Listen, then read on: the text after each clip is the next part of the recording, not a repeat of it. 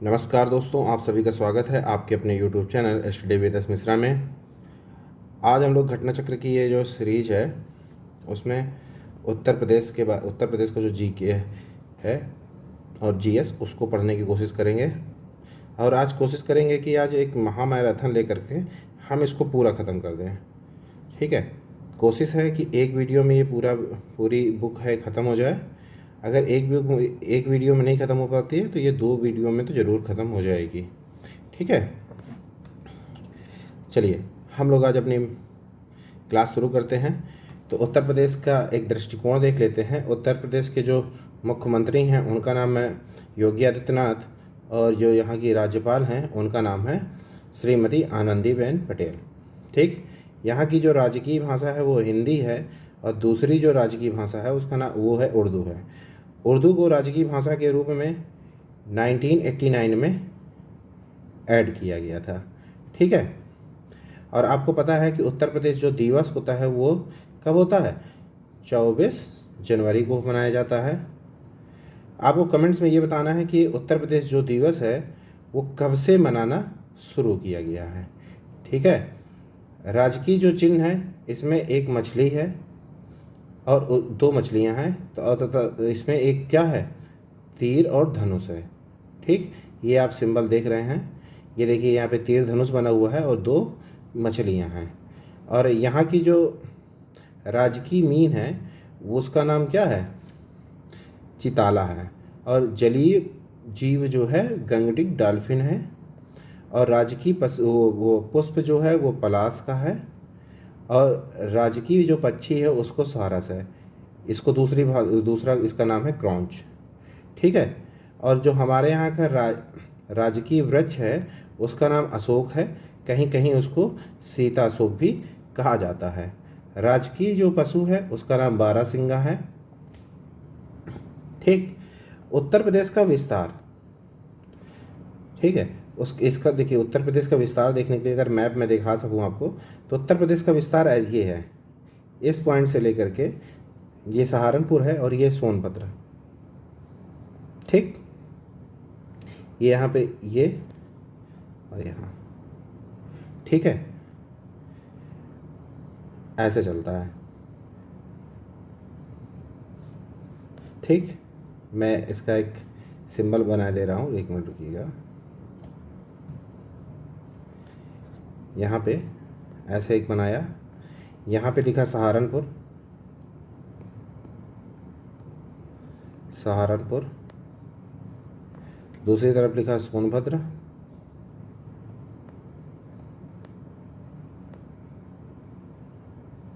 तीसरी तरफ यहाँ लिखा बलिया,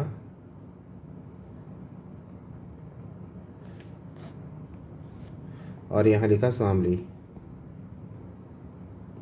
ठीक है, सहारनपुर ये हमारे नॉर्थ में है, मतलब उत्तर में है। सोनभद्र जो हमारे दक्षिण में है। ठीक है, और जो पश्चिम में हमारा शामली है, और पूर्व में हमारा कौन है? बलिया है। यहाँ तक आपको कोई दिक्कत नहीं? मेरे हिसाब से कोई दिक्कत नहीं होनी चाहिए। और साथ साथ में आपको एक चीज़ और ये पता होनी चाहिए, आप इसको अगर चाहें तो बना लीजिएगा साथ में। उत्तर से जो दक्षिण इसकी जो लंबाई है, और यहाँ से पूर्व से जो पश्चिम इसकी लंबाई है, ये भी बहुत पूछा जाता है। उत्तर से जो दक्षिण है वो 240 है। कितनी? 240। और पूर्व से जो पश्चिम है वो 650 है। यहाँ तक कोई दिक्कत? साथ ही साथ जो ये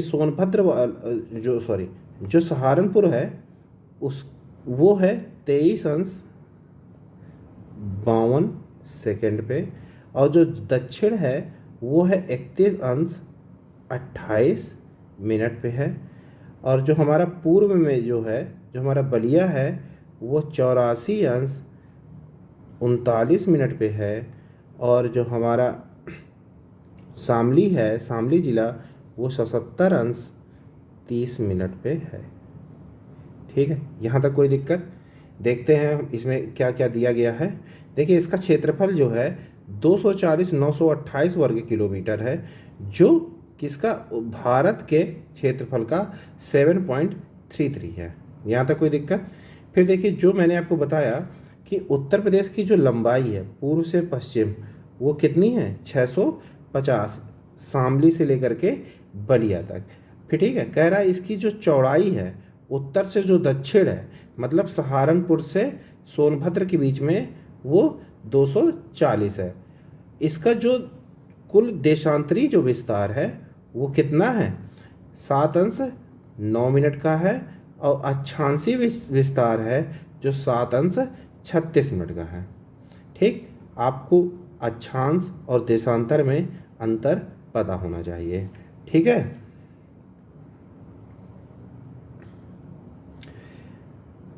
अगर हम लोग उत्तर प्रदेश का एक मैप बनाएं, ये उत्तर प्रदेश का पूरा मैप बना हुआ है, देख रहे होंगे। तो ये देखिए जो सहारनपुर वाला एरिया है, ये सोनभद्र वाला है, सोनभद्र वाला, ये बलिया वाला एरिया है, और ये शामली वाला एरिया है। ठीक, यहाँ से अगर हम लोग जाएं तो इधर देखेंगे कि ये जो सहारनपुर है यहाँ पे हिमाचल प्रदेश भी टच करता है, और उत्तराखंड भी यहाँ पे से टच करना शुरू करता है, और ये पूरा बॉर्डर बनाते बनाते बनाते बनाते बनाते बनाते जाता है। ठीक,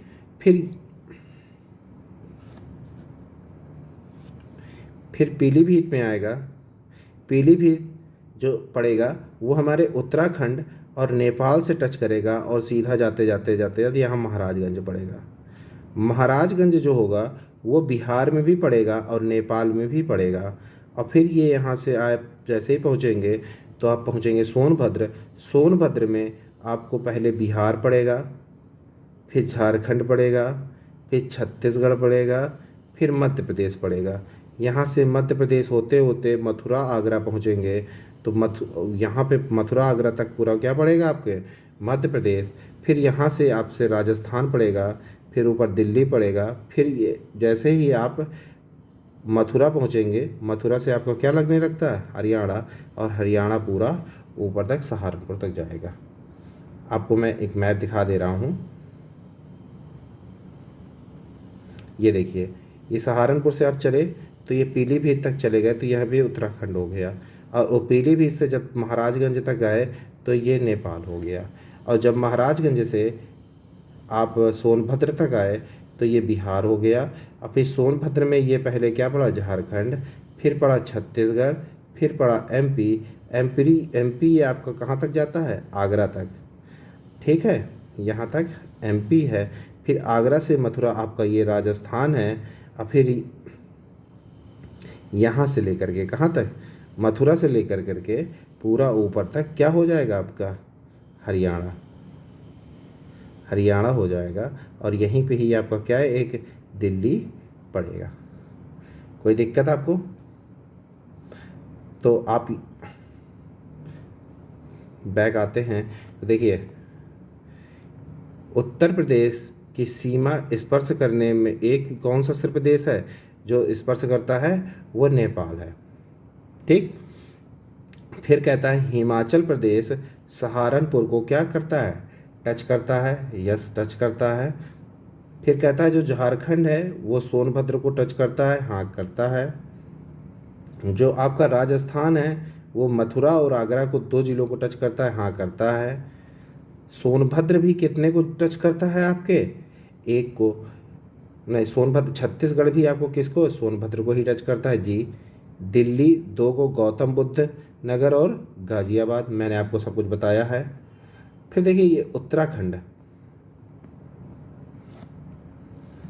आप जब उत्तराखंड को देखेंगे उत्तराखंड किन किन जिलों को टच कर रहा है। देखिए सबसे पहले सहारनपुर, फिर मुजफ्फरनगर। सहारनपुर, आपने सहारनपुर तो जान ही गए हमारा उत्तरी है। फिर मुजफ्फरनगर में दंगे हुए थे, आपको ये तुरंत पता हो जाएगा। फिर मुजफ्फरनगर से जैसे आएंगे एक बिजनौर है, ठीक है, बिजनौर से आप आए मुरादाबाद। मतलब सहारनपुर, मुजफ्फरनगर, बिजनौर और मुरादाबाद। फिर आप पहुँचे कहाँ, रामपुर। रामपुर जैसे ही पहुँचेंगे तो रामपुर और बरेली, बरेली का झुमका और ये रामपुर का चाकू, आपको ये चीज़ पता है। ठीक, मुरादाबाद के बाद आप कहाँ, अगर आप यूपी पीसीएस क्वालिफाई करते हैं तो आपकी यहाँ पे अगर आप एसएसपी बनते हैं तो आपकी ट्रेनिंग कहाँ होगी, मुरादाबाद में। ठीक है, तो मुरादाबाद एक ट्रेनिंग सेंटर भी है। रामपुर के बाद बरेली, और बरेली के बाद कहाँ, पीलीभीत, जहाँ की खड़ाहू बहुत फेमस है। तो अगर हम लोग उत्तराखंड के ज़िलों के बारे में याद करना चाहें, सबसे पहले सहारनपुर, फिर मुजफ्फरनगर, फिर बिजनौर, फिर मुरादाबाद, फिर रामपुर, फिर बरेली, फिर पीलीभीत। अगर आप इसको 2-3 बार अपने मैप इस तरह देखिए बनाना है आपको रफली अपनी कॉपी में।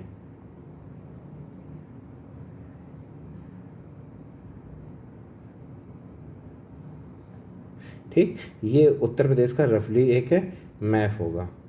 आपको याद हो, बस इतना करना है कि पहले सहारनपुर के बारे में से सोचना है कि सहारनपुर ऊपर है, फिर ऐसे जाएंगे, फिर यहाँ पे एक महाराजगंज होगा, फिर आप टच करते हैं, फिर आपको बरेली इसके बलिया के बारे में याद करना है, फिर आपको फिर नीचे क्या है आपके सोनभद्र की, फिर ये आपका ललितपुर एरिया होगा।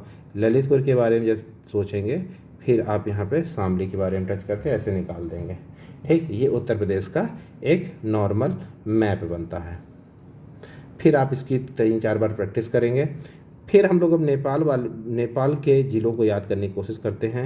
पीलीभीत, लखीमपुर खीरी, फिर बहराइच, फिर श्रावस्ती, फिर बलरामपुर, फिर सिद्धार्थनगर, फिर महाराजगंज।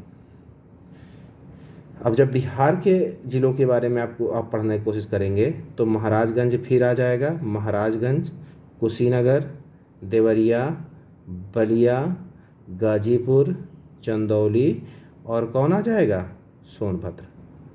फिर झारखंड वो भी सोनभद्र, छत्तीसगढ़ भी अकेला सोनभद्र, फिर मध्य प्रदेश को भी कौन, सोनभद्र, मिर्ज़ापुर, प्रयागराज, कौशाम्बी नहीं, चित्रकूट, बांदा, महोबा, झांसी, फिर ललितपुर। देखिए झांसी यहाँ से भी पड़ रहा है, यहाँ से भी पड़ रहा है, 2 बार नहीं काउंट करेंगे। झांसी, फिर जालौन,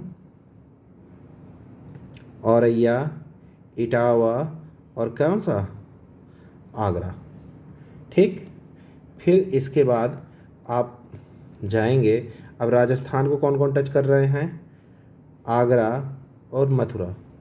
अब आपके दिल्ली को कौन कौन टच करेगा, आपके गौतम बुद्ध नगर और अलीगढ़। ठीक, फिर अब आप जाएंगे, किसके लिए जा रहे हैं अब, हरियाणा आपके मथुरा को भी टच करता है। ठीक है, हरियाणा किसको टच करता है, मथुरा को भी टच करता है। फिर आपका गाज़ियाबाद, बागपत, शामली और सहारनपुर। यहाँ तक कोई दिक्कत, हम लोग यहाँ देख लेते हैं। उत्तराखंड को कौन कौन टच कर रहे हैं, सहारनपुर, मुजफ्फरनगर, ठीक है, फिर बिजनौर था कि नहीं था, बिजनौर के बाद मुरादाबाद, रामपुर, बरेली, पीलीभीत। ठीक, फिर हम लोग नेपाल के लिए जाते हैं। नेपाल को किसने पीलीभीत को टच करता है, यस पीलीभीत, लखीमपुर खीरी, श्रावस्ती, बहराइच, बलरामपुर, सिद्धार्थनगर और महाराजगंज। ठीक, तो ये देखिए दोनों इसको उत्तराखंड को कितने ज़िले साथ टच कर रहे हैं, 7। नेपाल को भी कितने ज़िले टच कर रहे हैं, 7। और अब हम लोग जा रहे हैं किसको देखने, बिहार देखिए बिहार को कौन लास्ट टच किया, महाराजगंज, फिर आएगा कुशीनगर, फिर कुशीनगर के बाद आएगा देवरिया, फिर बलिया, फिर आएगा कौन सा, गाजीपुर, चंदौली, फिर सोनभद्र। और इसको भी कितने ज़िले टच कर रहे हैं, 7। फिर हरियाणा के बारे में देख लेते हैं। हरियाणा को कौन कौन टच कर रहा है, मथुरा, अलीगढ़, गौतम बुद्ध नगर, बागपत, शामली और सहारनपुर। इसको कितने ज़िले टच कर रहे हैं, 6। मध्य प्रदेश को सर्वाधिक ज़िले टच करते हैं, वो कितने हैं, 11। कौन कौन से हैं देख लेते हैं। सोनभद्र के बाद दूसरे नंबर में कौन आएगा आपको, मिर्ज़ापुर के बाद प्रयागराज के बाद में कौन आएगा, बांदा, चित्रकूट आएगा, फिर आएगा बांदा, फिर आएगा महोबा, फिर किसको कर लें, या तो चाहे झांसी कर लो चाहे ललितपुर, लेकिन पहले आएगा झांसी, फिर आएगा ललितपुर, फिर आएगा जालौन, फिर आएगा इटावा, फिर आएगा कौन, आगरा। सर्वाधिक कितने हैं, 11। फिर आप देख रहे होंगे कि सोनभद्र को कौन कौन से राज्य टच करते हैं। बिहार कर ही रहा है, झारखंड कर ही रहा है, छत्तीसगढ़ और मध्य प्रदेश। और सहारनपुर को कौन कौन टच कर रहा है, हरियाणा, उत्तराखंड और हिमाचल प्रदेश। एक क्वेश्चन ये आता है कि सबसे छोटी सीमा किसकी टच होती है, उत्तर प्रदेश में। तो आपको क्या करना है, हिमाचल प्रदेश की, वो लगभग 11 किलोमीटर की है। ठीक है, यहाँ तक कोई दिक्कत। उत्तर प्रदेश के मौसम के बारे में कहा गया है, ग्रीष्म ऋतु जो रहती है यहाँ पे वह मार्च से जून के बीच में रहती है। वर्षा ऋतु जो रहती है वह जून से सितंबर के बीच में रहती है। और शीत ऋतु जो रहती है वो अक्टूबर से कहाँ तक रहती है, फरवरी के बीच में रहती है। यहाँ तक आपको कोई दिक्कत तो आप मुझे कमेंट्स ज़रूर करिए। ठीक, अब हम लोग अपने आगे चलते हैं। इसकी भौगोलिक सीमा, मध्य प्रदेश राज्य 3 तरफ से एक ज़िले को घेरे हुए है जिसका नाम क्या है, ललितपुर है। हम लोग ललितपुर की एक स्थिति देखते हैं। ये आपका ललितपुर है, ये, और ललितपुर सिर्फ एक ही ज़िले से क्या करता है, अपनी सीमा साझा करता है, जिसका नाम क्या है, इतनी छोटी सीमा है जिसका नाम झांसी है। और ये पूरा क्या है, एमपी है। तो वही लिखा हुआ है कि सबसे एक तरफ से क्या, 3 तरफ से मध्य प्रदेश से घिरा हुआ है, उसका नाम है ललितपुर। उत्तर प्रदेश पे लगने वाली सबसे लंबी सीमा कौन सी है, मध्य प्रदेश की। सबसे छोटी हिमाचल प्रदेश की। सर्वाधिक ज़िले 11 ज़िले किसको टच करते हैं, मध्य प्रदेश को। फिर यहाँ पे लिखा है उत्तर प्रदेश में कि सबसे कम ज़िलों को, मतलब एक ज़िले को मात्र टच करने वाला कौन सा है, ललितपुर है। तो आपको बताना है सर्वाधिक को कौन टच करता है। ठीक, उत्तर प्रदेश की जो प्रमुख नदियां हैं, गंगा है, यमुना है, रामगंगा है, गोमती है, बेतवा है, केन है और घाघरा है। मैंने इनका एक फ्लो चार्ट अपने इसी यूट्यूब वीडियो पे डाला है, मतलब कि पूरी नदियों का मैंने तो बनाया है, पूरी इंडियन जितना भी रिवर सिस्टम है उसका बनाया है। आप उसमें देख लीजिए। तो इसमें गंगा यमुना, मतलब आप गंगा और यमुना को जब पढ़ेंगे तो उसमें ये सारी नदियाँ समाहित हैं। उत्तर प्रदेश किन किन चीज़ों में पहले स्थान पे है। ठीक, तो गेहूं उत्पादन में भी है, मसूर के उत्पादन में है, कुल खाद्यान्न उत्पादन में है, सब्जी के उत्पादन में है, समग्र बागवानी उत्पादन में है, आलू उत्पादन में है, आम के उत्पादन में है, अमरूद के उत्पादन में है, आंवला उत्पादन में है, गन्ना उत्पादन में है, दूध उत्पादन में है और मांस उत्पादन में भी है। दूसरे स्थान पे किस में है, चावल। चीनी के उत्पादन में उत्तर प्रदेश पहले स्थान पे हो गया है। बाजरा, कुछ दालों जैसे अरहर, मूंग में 5वें स्थान पे है। तंबाकू उत्पादन में 3रे स्थान पे है, शायद ये इसमें अब 2रे स्थान पे हो गया है। तूर दाल में भी 3रे स्थान पे है। फिर लिखा हुआ उत्तर प्रदेश में सर्वाधिक मक्का उत्पादन किस ज़िले में होता है, तो बहराइच ज़िले में होता है। सर्वाधिक चना का उत्पादन कहाँ होता है, झांसी में होता है। चावल के उत्पादन में उत्तर प्रदेश का स्थान कौन सा है, 2रा स्थान पे। पहले स्थान पे कौन है, बंगाल है। यहाँ पे 3 फसलें किसके लिए जाती हैं, चावल के लिए जाती हैं। सर्वाधिक गेहूं का उत्पादन किस ज़िले में होता है, तो वो हरदोई में होता है। उत्तर प्रदेश का वह ज़िला जहाँ सर्वाधिक बाजरे का उत्पादन होता है वो आगरा है। ज्वार का उत्पादन जहाँ होता है वो बांदा है।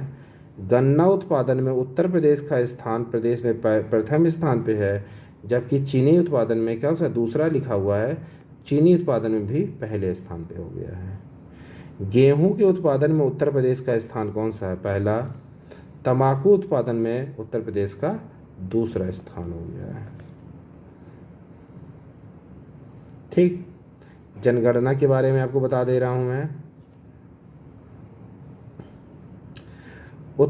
उत्तर प्रदेश की जो जनगणना है 1998 1 2 3 4 1 है।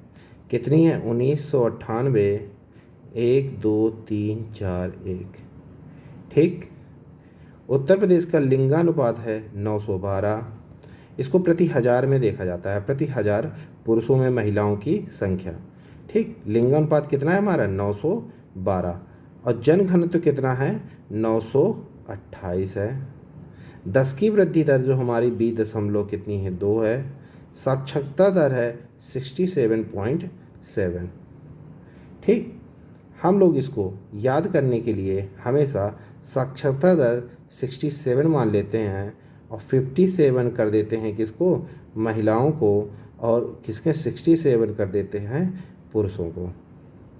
तो ये याद करने का एक नॉर्मल सा तरीका है। फिर कहा गया है ये राज्य की कुल जनसंख्या में अनुसूचित जाति का प्रतिशत कितना है? 20.7 है। एसटी का कितना है? 0.6 है। कहा गया है राज्य की कुल जनसंख्या में ग्रामीण जनसंख्या का प्रतिशत कितना है? 77.3 है। तथा नगरीय जनसंख्या कितनी है? 22.3 है। ठीक। कहा गया शिशु लिंगानुपात कितना है? 902 है। उत्तर प्रदेश के धर्म के अनुसार किसका सर्वाधिक प्रतिशत है? तो 79.73 किसका है? हिंदुओं का है। फिर मुस्लिमों का है 19.26, 19.26। सिख का है 0.32। ईसाई का है 0.16। जैन का है 0.11। बौद्ध का है 0.01। फिर है जो कोई धर्म नहीं मानते हैं उनका है 0.29। फिर अन्य धर्म जो लोग कुछ अन्य तरह पारसी उर्सी हैं उनका धर्म क्या है? 0.01 है। साक्षरता में सर्वाधिक आगे कौन है? गौतम बुद्ध नगर। और न्यूनतम कौन है? श्रावस्ती है।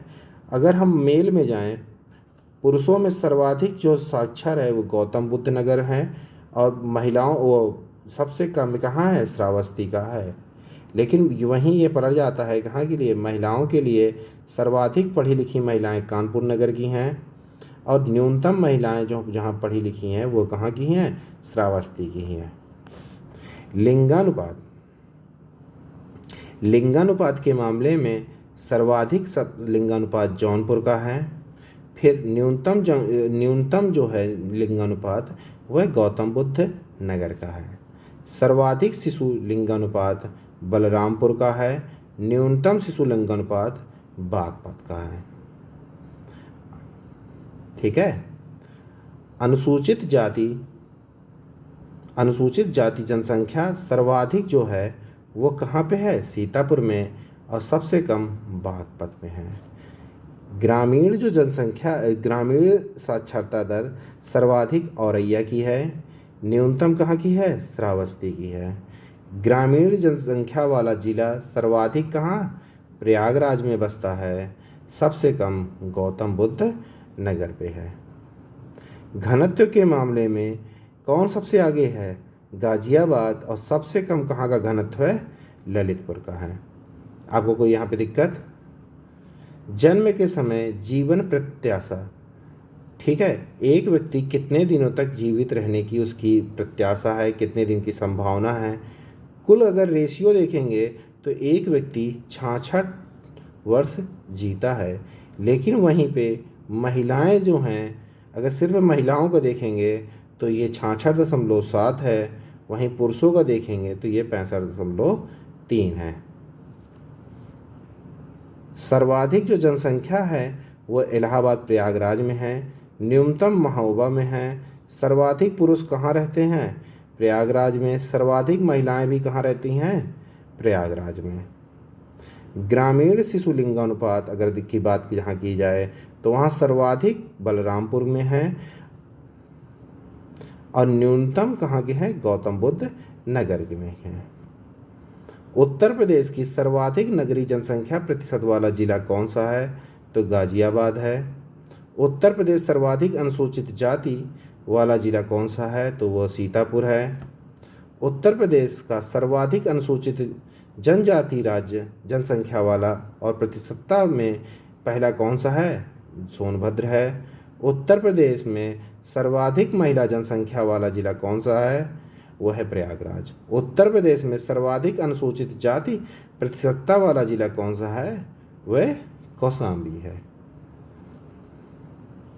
अगर आपको यहाँ तक वीडियो समझ में आ रहा है तो आप इसको प्लीज़ लाइक करिए, सब्सक्राइब कीजिए, अपने दोस्तों के पास भेजिए।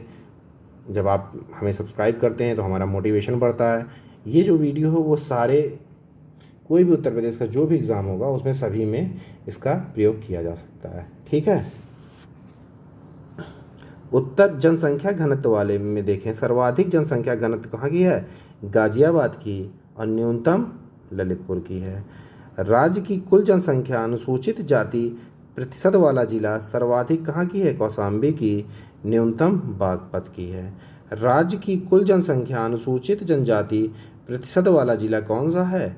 सोनभद्र है, और न्यूनतम बागपत वाला। देखिए इसमें आपको याद करना है, ठीक है। और इसमें से जो जनसंख्या वाला हो तो उसमें 1 या 2 नंबर तो हर पेपर में आना, कुछ आए चाहे ना आए, इससे आपको एक क्वेश्चन तो आना ही आना है सभी पेपर में।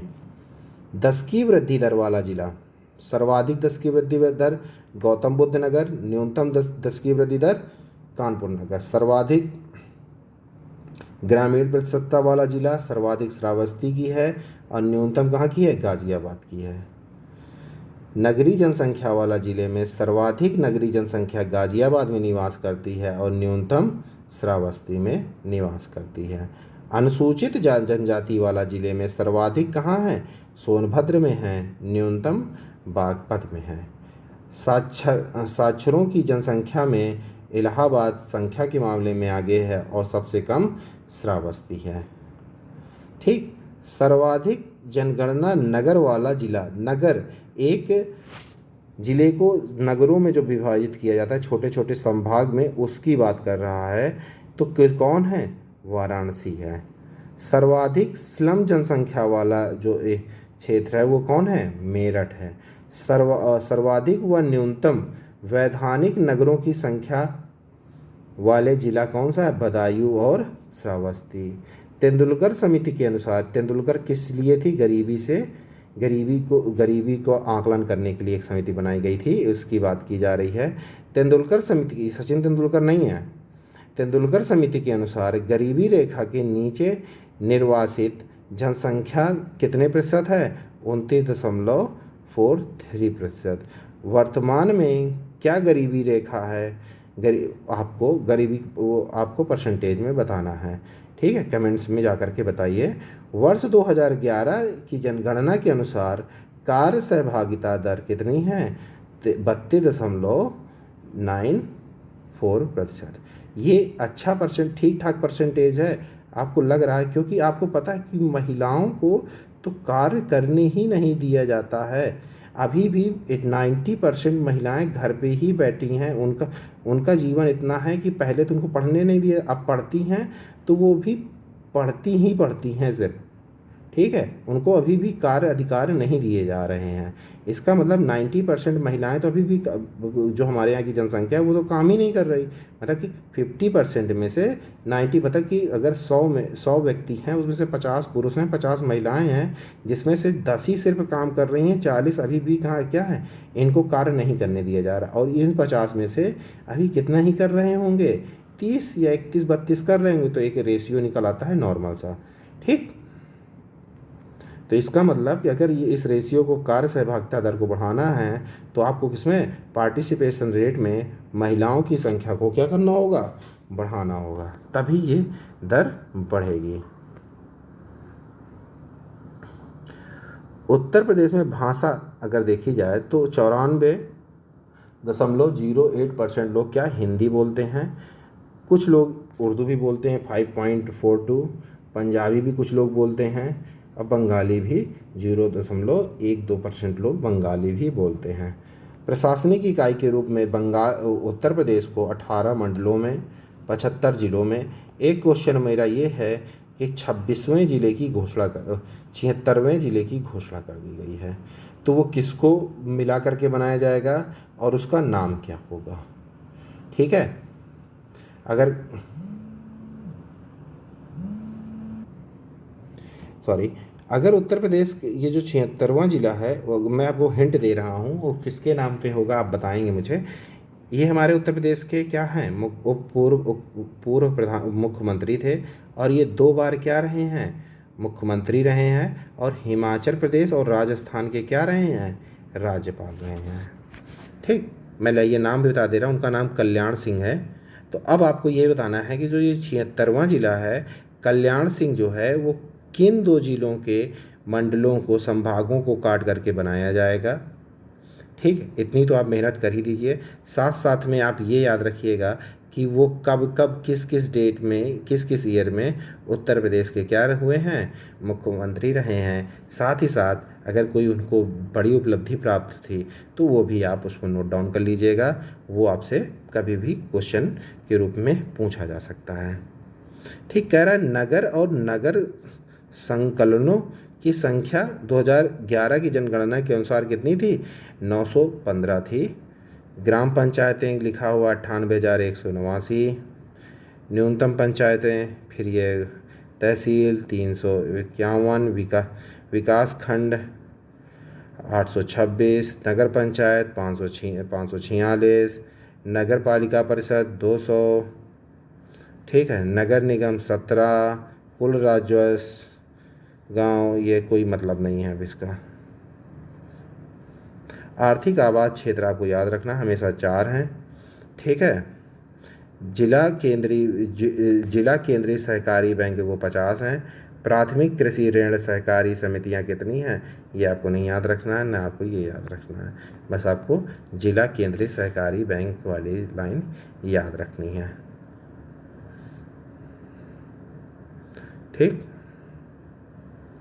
लिखा है होम्योपैथिक चिकित्सा तथा औषधिशालय की जो संख्या है वो कितनी है, 1586 है। एलोपैथिक चिकित्सा तथा औषधालयों की संख्या कितनी है, 5121 है। फिर यूनानियों की 2347 है। जीवन प्रत्याशा ये सब नहीं, आपका कोई मतलब नहीं है। उत्तर प्रदेश विद्युत एकमात्र परमाणु विद्युत जो हमारा केंद्र है वो नरौरा है, बुलंदशहर में है। वो 1989, मैंने अभी इसी वीडियो में 1989 की एक घटना के बारे में जिक्र किया है, आपको अगर याद हो तो वो हम अच्छा आप उसके बारे में बताइए। वो हमारे उत्तर प्रदेश की दूसरी राज्य भाषा है, उसके बारे में। ठीक, उत्तर प्रदेश विद्युत निकाय आयोग की स्थापना 1999 में की गई थी तथा राज्य विद्युत परिषद की स्थापना 1959 में की गई थी। प्रति व्यक्ति उत्पादन कितना हो रहा है, 12 किलोवाट पर घंटा। क्या आपको 12 किलोवाट पर घंटा मिल रही है, नहीं, ये देखिए कहाँ जा रही है, इंडस्ट्रियल यूज़ में भी जा रही है। ठीक है, उत्पादन ये सब नहीं है, कोई मतलब नहीं। फिर यहाँ पे राज्य की केंद्रीय ताप विद्युत निगम के कितने केंद्र हैं, 8 हैं। विद्युत की क्षमता स्थापित, ठीक, कोई बात नहीं। हरदुआगंज ताप विद्युत गृह अलीगढ़ में है, जो 1942 में था। उत्तर प्रदेश के कितने 18 मंडल हैं, जिन 75 जिलों के बारे में बताया गया है। मेरठ मंडल में 6 हैं, बोलो लखनऊ मंडल में भी 6 हैं, कानपुर मंडल में भी 6 हैं। तो आपको ये 3 तो याद ही रखने हैं कि किनमें 6 हैं। फिर अयोध्या मंडल मुरादाबाद अयोध्या मंडल और मुरादाबाद में 5 ज़िले हैं। फिर वाराणसी मंडल, चित्रकूट मंडल, आगरा मंडल, अलीगढ़ मंडल, प्रयाग मंडल, देवी पाटन मंडल, बरेली मंडल, गोरखपुर मंडल, इसमें 4 हैं। मिर्ज़ापुर, सहारनपुर, आजमगढ़, झांसी मंडल, बस्ती मंडल में 3 हैं। ठीक, अब यहाँ पे तुलना की गई है उत्तर प्रदेश और भारत की, एक नॉर्मल तुलना की गई है। इसमें कहा गया है कि उत्तर प्रदेश की जो जनसंख्या वृद्धि है वह 20.23% की दर से बढ़ रही है, लेकिन भारत की कितनी है? 17.7 है। जनसंख्या घनत्व जो है हमारा है उत्तर प्रदेश का 928 है, लेकिन भारत का कितना है? 382 है। नगरीय प्रतिशत के बारे में अगर बात करेंगे तो उत्तर प्रदेश का कितना है? 22.3% है, लेकिन अगर भारत का देखेंगे तो 31.2% है। लिंगानुपात उत्तर प्रदेश का 912 है और भारत का कितना है? 943 है। फिर वहीं पे बात की गई है कि उत्तर प्रदेश कुल जनसंख्या में अनुसूचित जाति का जो परसेंटेज है वो उत्तर प्रदेश में 20.7 है, वहीं भारत में कितना है? 16.6% है। फिर वहीं पे कही गई है कुल जनसंख्या में अनुसूचित जनजाति जो जनसंख्या है उत्तर प्रदेश में 0.6% है, लेकिन भारत में 8.6% है। फिर अब हम लोग अपने नेक्स्ट चैप्टर में पहुंच गए हैं। कहा गया है भौतिक विभाग उत्तर प्रदेश। ठीक, उत्तराखंड के गठन से पूर्व राज्य के 3 भूभाग थे: पर्वतीय क्षेत्र, मैदानी क्षेत्र और दक्षिण का पठारी क्षेत्र। उत्तराखंड के गठन के बाद पूर्वी पहाड़ी क्षेत्र उत्तर प्रदेश से अलग हो गया। अब इस पर्वतीय क्षेत्र से अलग हुआ जो भावर तराई क्षेत्र है उत्तर प्रदेश में बचा हुआ है। उत्तर प्रदेश के वर्तमान 3 प्राकृतिक क्षेत्रों में विभाजित किया गया है: भाबर और तराई भाग, गंगा यमुना का मैदान और दक्षिण का पठारी भाग। यहाँ तक आपको कोई दिक्कत हो तो बताइए। उत्तर प्रदेश की अवस्थिति यह गोंडवाना लैंड का पार्ट है। पठारी भाग है जो प्रायद्वीपीय भाग का अंग है। अक्षांश और देशांतर मैंने आपको पूरा ये बता ही दिया था। ठीक है, मुख्य 3 भागों में इसको प्राकृतिक भागों में बांटा गया है। भावर का तराई जो ऊपर वाला जो था क्या कहते हैं उत्तराखंड और नेपाल से जो बॉर्डर लगे हुए थे। जो मध्य का जो मैदान है वो गंगा यमुना का मैदान है। जो हमारा बुंदेलखंड का जो क्षेत्र है, झांसी का क्षेत्र है, वो दक्षिण का पठारी भाग था। भावर क्षेत्र में पर्वतीय भूभाग कंकर पत्थर से निर्मित है। इसका विस्तार बिजनौर, सहारनपुर, पीलीभीत, शाहजहांपुर, लखीमपुर खीरी में है। देखिए तराई क्षेत्र ये लिखा हुआ है। तराई क्षेत्र देखिए कहाँ से? कुशीनगर, देवरिया, महाराजगंज, गोरखपुर, सिद्धार्थनगर, सहारनपुर, बिजनौर, बस्ती, गोंडा, बहराइच, लखीमपुर खीरी, पीलीभीत, बरेली और रामपुर। मैं आपको एक नक्शे वही जो पुराना नक्शा था उसी के माध्यम से बताए दे रहा हूँ। कहाँ गया? ये रहा। ये यहाँ से पूरा ये ये इसकी बात हो रही है। ठीक, ये है आपका तराई भूभाग। आपके पास उत्तर प्रदेश का मैप हो तो आप उत्तर प्रदेश के मैप में मार्क कर लीजिएगा।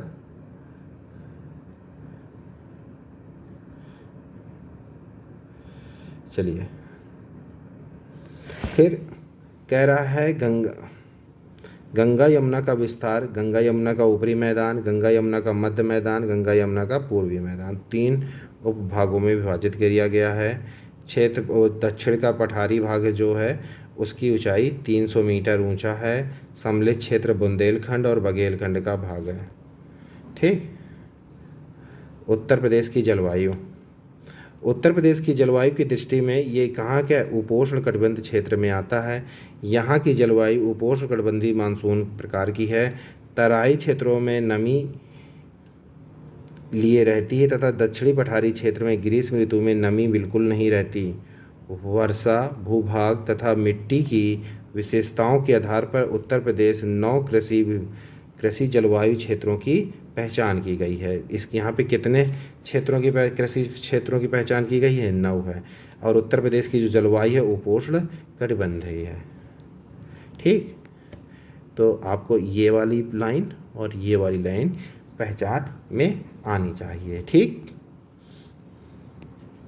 तो उत्तर प्रदेश की जलवायु आर्द्र उष्ण जो है वो तराई और पूर्वी उत्तर प्रदेश में साधारण आर्द्र जो है मैदानी क्षेत्र में है। प्रमुख ऋतु है ग्रीष्म, वर्षा एवं शीत ऋतु है। तापमान उत्तर से दक्षिण की ओर क्या करता है, वृद्धि करती है। अवधि शीत ऋतु जो हमारे अक्टूबर से फरवरी तक की है। जनवरी में सर्वाधिक ठंड पड़ती है। शीतकालीन चक्रवातों द्वारा उत्तर प्रदेश के उत्तर पश्चिमी क्षेत्र में 7 से 10 सेंटीमीटर वर्षा की प्राप्ति होती है। मुख्य अवधि जो किसकी, ग्रीष्म ऋतु की है, वह क्या मार्च से जून के मध्य है। सर्वाधिक जो रिकॉर्ड किया जाता है मई से जून के बीच में। अधिकतम तापमान 36 से 39 औसत है, लेकिन ये आपको पता है बुंदेलखंड में लगभग 50 डिग्री पहुंच जाता है। ठीक है, सर्वाधिक जो तापमान है वो कहाँ, बुंदेलखंड क्षेत्र में है। अधिकतम झांसी और आगरा जिलों में, औसतम है ये। न्यूनतम बरेली में है। लू तीव्र गति से चलने वाली पश्चिमी हवाओं को क्या कहते हैं, लू कहते हैं। ये आपके पिछली बार आरओ का जो हाईकोर्ट आरओ का पेपर हुआ तो उसमें ये चीज़ पूछी गई थी कि लू की परिभाषा में ये था, लू किसे कहते हैं, तीव्र गति से चलने वाली पश्चिमी हवाओं को। ठीक है, अब ग्रीष्म ऋतु की बात करते हैं, वो वर्षा ऋतु की बात करते हैं। अवधि इसकी जून से अक्टूबर तक। सर्वाधिक जुलाई और अगस्त के बीच में होते। अधिकांश वर्षा कहाँ, दक्षिण पश्चिमी मानसून जो बंगाल की खाड़ी की शाखा आता है वहाँ से। आपको पता है ये हमारे उत्तर भारत का नक्शा है। ये यहाँ पे जो बंगाल की खाड़ी से आती है इसकी दिशा आप देखेंगे तो ये दक्षिण पश्चिमी मानसून की शाखा कहलाएगी। और 60% कब होती हैं, जुलाई से अगस्त के माह में होती हैं। औसतन तापमान जो होता है वो कितना होता है इस टाइम में, 32 से 34, न्यूनतम 25 डिग्री। इसमें लिखा है उत्तर प्रदेश में सर्वाधिक वर्षा वाला जो जिला है वो सोनभद्र है। लेकिन आप लोग अभी तक कहाँ पढ़ते होंगे, गोरखपुर, तो आपको गोरखपुर ही अभी याद करना है। ठीक है, ये 2021 की में जो हुई थी वर्षा उसके कारण बताए। न्यूनतम आपको अभी भी मथुरा ही याद करना है।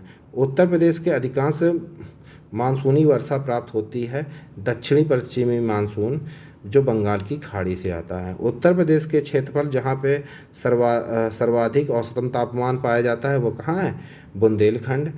कर्क रेखा के निकटतम अवस्थित होने के कारण है। उत्तर प्रदेश का वह जिला जहाँ सर्वाधिक गर्मी पड़ती है, सबसे झांसी और आगरा लिखा हुआ है, सबसे कम बरेली में है। शीत ऋतु उत्तर प्रदेश का तापमान बढ़ जाता है कब, उत्तर से दक्षिण में। मिट्टी के बारे में आप जान लीजिए। मृदा या मिट्टी पृथ्वी की ऊपरी सतह पर मिलने वाले असंगठित पदार्थों की ऊपरी परत है जो चट्टानों के विखंडन एवं वियोजन तथा वनस्पतियों के अवसादों के योग से बनती है।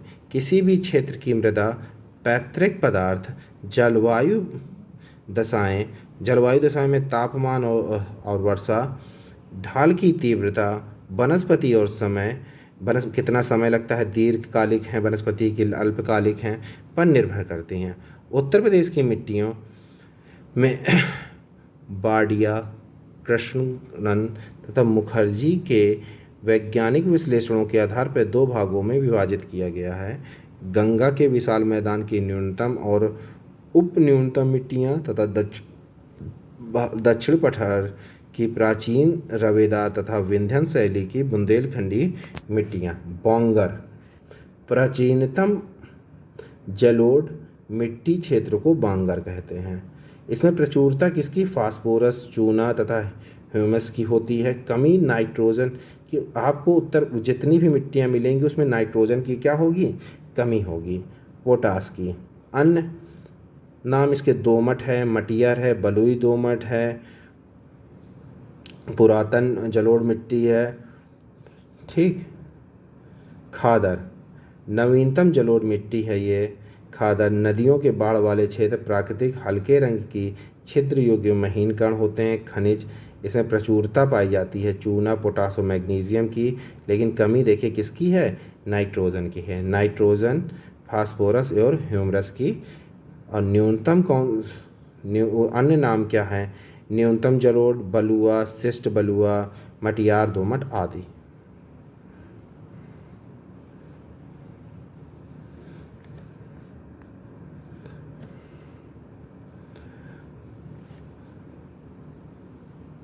वायु अपर्दन से उत्तर प्रदेश में सर्वाधिक प्रभावित होने वाला जिला लिखा हुआ है मथुरा और आगरा। ठीक है, आपको पता है मथुरा और आगरा जो हमारे राजस्थान से टच करता है। ठीक, जलीय अपर्दन से उत्तर प्रदेश में सर्वाधिक प्रभावित होता है हिमालय का तराई क्षेत्र। उत्तर प्रदेश के टर्सरी मिट्टी से संबंधित है शिवालिक।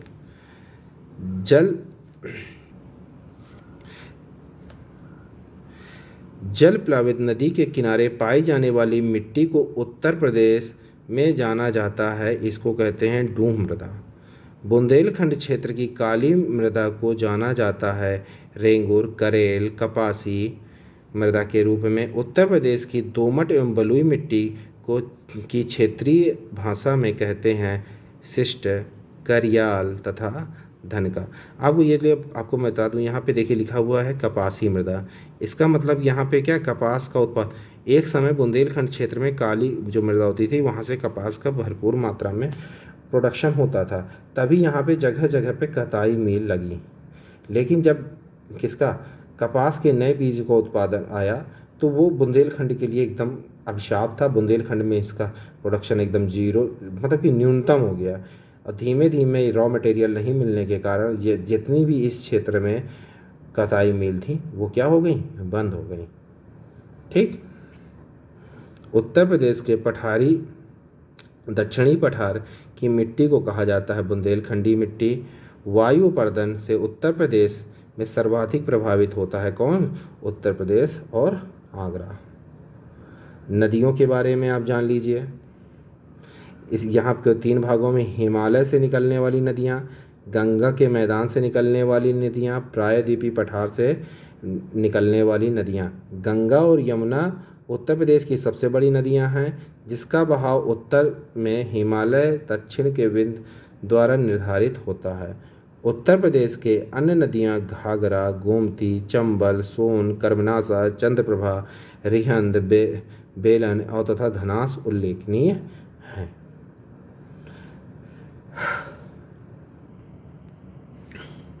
मुझे लगता है आपने इसको जब ज्योग्राफी पढ़ी होगी तो ये सब पढ़ा होगा, इसको मुझे स्किप कर देना चाहिए। ठीक,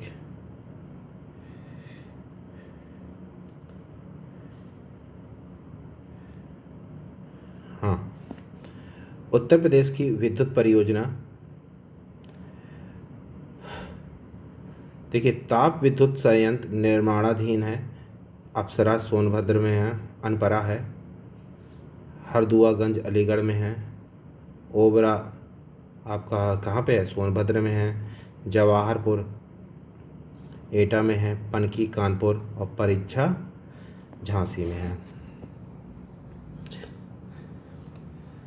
राष्ट्रीय ताप विद्युत निगम द्वारा उत्तर प्रदेश में स्थापित किए गए हैं सिंगरौली सोनभद्र में, दादरी गौतम बुद्ध नगर में, टांडा अम्बेडकर नगर में, ऊंचाहार रायबरेली में, औरैया गैस आधारित, दादरी गैस एवं कोयला आधारित तथा शेष कोयला आधारित हैं। ठीक, उत्तर प्रदेश का एकमात्र परमाणु संयंत्र कहाँ, नरौरा बुलंदशहर में है। मेजा ताप विद्युत संयंत्र एक संयुक्त परियोजना है एनटीपीसी तथा उत्तर प्रदेश विकास उत्पादन निगम लिमिटेड की।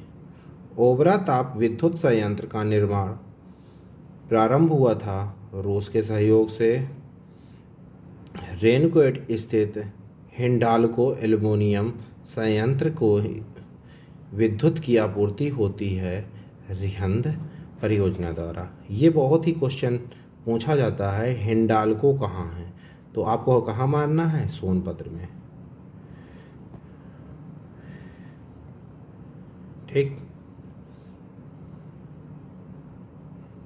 ये नई आ गई है रिपोर्ट, तो हम लोग नई रिपोर्ट्स को बारे में पढ़ेंगे। मैं इसको स्किप किए दे रहा हूँ। ठीक, इसमें भी वनस्पति के बारे में भी नई रिपोर्ट आ गई है वही। ठीक है, थोड़ा बहुत कुछ चेंज हुए हैं।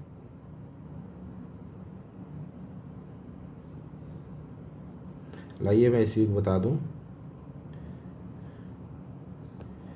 मैं ठीक है यही, मुझे पता है, मतलब कि कोई ज़्यादा चेंजेस यहाँ पे चेंजेस आया होगा तो इसको देख लिया जाएगा, लेकिन आपको आगे यहाँ का बता दे रहा हूँ। वन क्षेत्र प्रतिशत में अधिकतम सोनभद्र, चंदौली और चित्रकूट में है, न्यूनतम भदोही में, मिर्ज़ापुर, मैनपुरी, फिर देवरिया। ठीक, अधिकतम वन क्षेत्र कहाँ है? सोनभद्र, लखीमपुर खीरी और मिर्ज़ापुर, और न्यूनतम भदोही, मऊ और मैनपुरी में है। तो आपको ये दिख रहा होगा कि ये दोनों लाइन और मतलब कि नहीं भदोही भदोही दोनों में सेम है। आपको हमेशा वन के क्षेत्र में भदोही को क्या करना है? सबसे कम लेकर के चलना है, और अधिकतम कहाँ पे? सोनभद्र में है। और आपको पता है ये दोनों के बीच में ज़्यादा दूर का अंतर नहीं है, ठीक, लेकिन क्लाइमेट ऐसा है कि हो जाता है। उत्तर प्रदेश वन्यजीव। उत्तर प्रदेश प्रथम वन्यजीव संरक्षण उत्तर प्रदेश की स्थापना कब की गई थी? 1956 में की गई थी। वन्यजीव परिरक्षण संगठन का एक प्रमुख कार्य उत्तर प्रदेश वन्य जीवों की सुरक्षा तथा आधुनिक एवं वैज्ञानिक पद्धति से सघन वन्यजीव प्रबंधन तथा साथ ही राष्ट्रीय उद्यानों, वन्य विहारों एवं पक्षी विहारों का विकास करना है। पर्यावरण, वन और जलवायु परिवर्तन विभाग उत्तर प्रदेश सरकार की वेबसाइट इसमें फॉरेस्ट स्टैटिक बुक्स 2021 के अनुसार उत्तर प्रदेश में एक राष्ट्रीय उद्यान जिसका नाम है दुधवा है तथा 11 वन्यजीव विहार तथा 15 पक्षी विहार उपस्थित हैं। उत्तर प्रदेश वन महोत्सव पहली बार कब मनाया गया था? 1992 में मनाया गया था। और वन महोत्सव सप्ताह 1 से 7 जुलाई के मध्य मनाया जाता है। वन महोत्सव आंदोलन का मूल आधार था वृक्ष का अर्थ जल है, जल का अर्थ रोटी और रोटी ही जीवन है।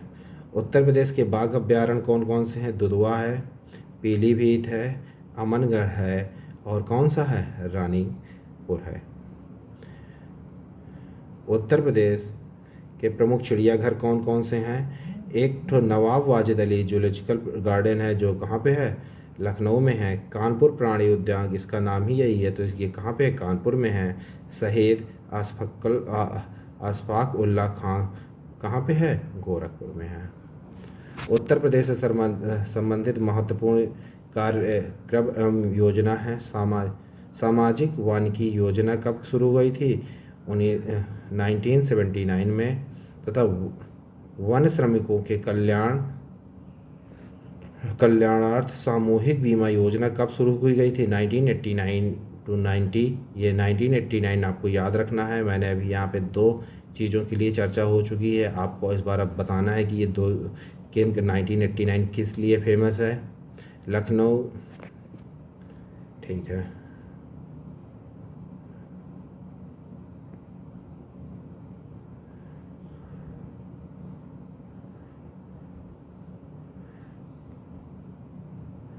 फिर से वही आ गया क्या? हाँ, पक्षी विहार, विजय सागर पक्षी विहार कहाँ पे है? महोबा में है। पार्वती अर्गा गोंडा में है। सुर सरोवर इटावा आगरा में है। ठीक है। समान पक्षी विहार मैनपुरी में है। बखीरा संत कबीर नगर। सेखा पक्षी विहार अलीगढ़ में है। जयप्रकाश नारायण सुरहा ताल जिसको जो कहाँ बलिया में है। ठीक। शहीद चंद्रशेखर आज़ाद जो नवाबगंज में है पक्षी विहार। समान पक्षी विहार रायबरेली। समसपुर पक्षी विहार एटा पक्षी विहार पटना पक्षी विहार एटा में है। लाख बहोसी पक्षी विहार कहाँ है? कन्नौज में है। सांडी पक्षी विहार हरदोई में है। ओखला पक्षी विहार गौतम बुद्ध नगर में है। डॉक्टर भीमराव अम्बेडकर पक्षी विहार कहाँ पे है? प्रतापगढ़ में। इसी को बेती ताल भी कहा जाता है। ठीक।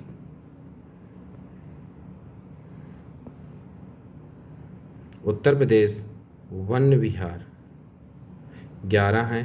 पहला है सोहागी बरवा वन्यजीव विहार विहार कहाँ? महाराजगंज में है। हस्तिनापुर, मेरठ, हापुड़, बिजनौर, अमरोहा, मुजफ्फरनगर, कैमरून कैमूर जो है मिर्ज़ापुर और कहाँ पे है? सोनभद्र में है। महावीर स्वामी ललितपुर में है, सबसे छोटा है। राष्ट्रीय चंबल वन्यजीव विहार कहाँ है? आगरा और इटावा में है। चंद्रप्रभा कहाँ पे है? चंदौली में है, ये सबसे पहला है।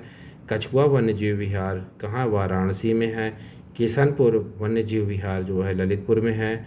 रानी वन्यजीव विहार कहाँ पे है? चित्रकूट में है। कतरनिया घाट कहाँ पे है? बहराइच में है। सोहेलवा वन्यजीव विहार कहाँ पे है? बलरामपुर गोंडा में है। ठीक,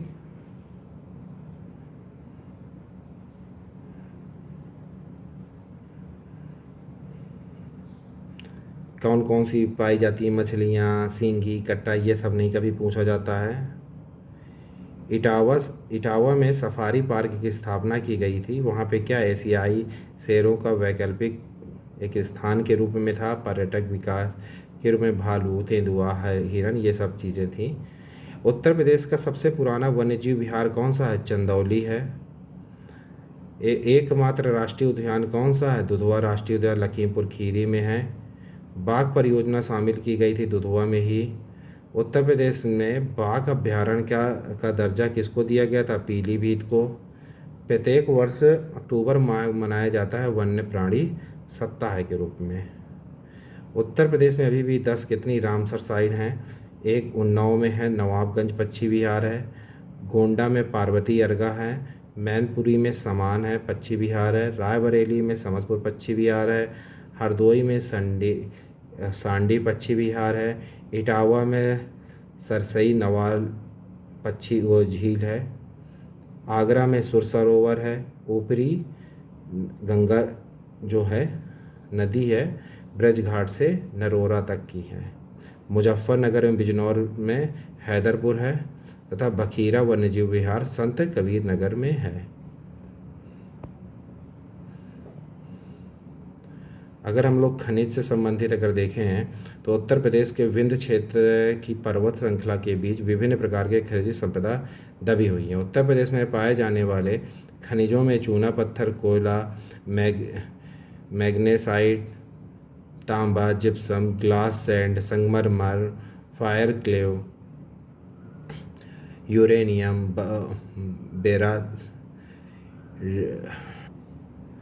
बेराडाइट्स, डायस्पोरा, फिर इसी तरीके की हैं पैराफाइटर्स। उत्तर प्रदेश के 8 दक्षिण जिले खनिज पदार्थों के विशेष रूप से जाने जाते हैं। अब हम लोग इसके आगे का जो वीडियो होगा उसको अब हम लोग आगे करेंगे। लमसम 40% पूरा हो गया है। गर्मी बहुत तेज़ है, गर्मी लाइट नहीं आ रही है। अगर आपने हमारे इस वीडियो को कैसा लगा, ठीक है, इतनी तेज़ आंखों में जलन हो रही है कि मुझे सामने जो चीज़ें लिखी हुई हैं वो समझ में नहीं आ रही क्या लिखी हुई हैं, आंख दर्द करने लगी। ठीक है, गर्मी बहुत तेज़ है, आप देख ही रहे हैं। आज 23 अप्रैल है, यहाँ का जो टेम्परेचर है वो 45 डिग्री तक पहुँच गया है। ठीक, अब वीडियो बनाते समय मुझे क्या फ़ैन ऑफ करना पड़ता है। ठीक है, मिलते हैं अपने नेक्स्ट वीडियो में, तब तक के लिए जय हिंद, जय भारत। अगर आपने हमारे इस यूट्यूब चैनल को सब्सक्राइब नहीं किया तो प्लीज़ सब्सक्राइब कीजिए, बेल आइकन को दबाइए, अपने दोस्तों को शेयर कीजिए। अगर आप मुझसे बात करना चाहते तो मेरा नंबर है 9452143101। मुझे व्हाट्सअप करिए, मैं आपको इसके PDF तक भेज दूँगा। कैसा लगा आपको वीडियो? कोई अगर हमको सुझाव देना चाहते हैं तो वो प्लीज़ हमें वो सुझाव दीजिए। सब्सक्राइब ज़रूर कीजिए। चलिए मिलते हैं नेक्स्ट वीडियो पे। Thank you.